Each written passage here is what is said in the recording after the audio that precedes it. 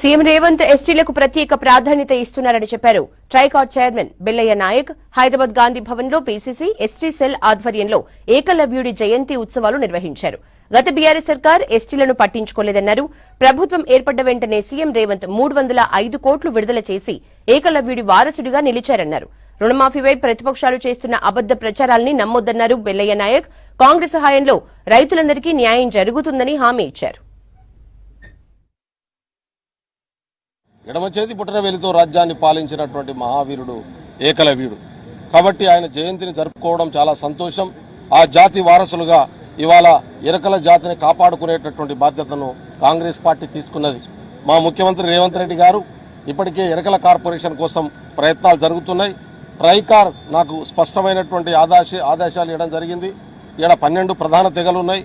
35 తెగలకు పూర్తి అభివృద్ధి చెందడం కోసం కావాల్సినటువంటి చర్యలు తీసుకోవాలనే నిర్ణయం తీసుకోవడం జరిగింది. ప్రత్యేకంగా ఈ సంవత్సరం నుంచి ఏకలవ్యుని జయంతి సందర్భంగా నేను ప్రకటిస్తా ఉన్నాను. ఎరుకల కోసం ట్రైకార్ నుంచి ప్రత్యేక పథకాల్ని రూపొందించాం. నిన్ననే రివ్యూ చేయడం జరిగింది. పందుల పెంపకం ప్రధానమైనటువంటి వృత్తి. పందుల పెంపకానికి సంబంధించినటువంటి మోడర్నైజేషన్ టెక్నాలజీతో ఇవాళ ఏసీ పందుల ఫామ్లను తీసుకొచ్చేటటువంటి ప్రయత్నం ఈ ప్రభుత్వం చేస్తూ ఉంది.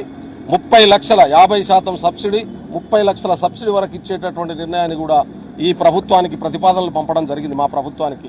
కాబట్టి ఏకలవ్యుడు వారసులుగా ఇవాళ ఈ పార్టీకి ఈ ప్రభుత్వానికి అండగా నిలబడాలని చెప్పి నేను కోరుతా ఉన్నాను. మా ప్రభుత్వాన్ని విమర్శించడం కోసం కేటీఆర్ గారు, హరీష్ రావు గారు పిచ్చి పిచ్చి మాటలని మాట్లాడుతూ ఉన్నారు. ఒక్క పని కూడా చేయలే.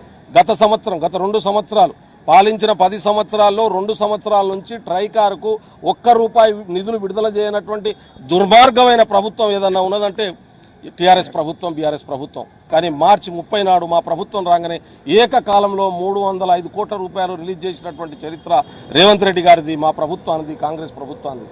రైతు రుణమాఫీని ఒకటే రోజు ₹1,00,000 వేస్తామంటే గిలగిల కొట్టుకుంటా ఉన్నారు, పిచ్చి పిచ్చి మాట్లాడుతూ ఉన్నారు. బ్యాంకు రుణాలు ఉన్నటువంటి బ్యాంకర్లు, బ్యాంకు ద్వారా వచ్చినటువంటి పాసు పుస్తకాల ఆధారంగానే ఇవాళ రైతు రుణమాఫీ చేయబోతున్నాం. రైతుల్ని కన్ఫ్యూజ్ చేసి లబ్ధి పొందాలనేటువంటి నీచమైనటువంటి మాటలు మాట్లాడడం బంద్ చేయండి.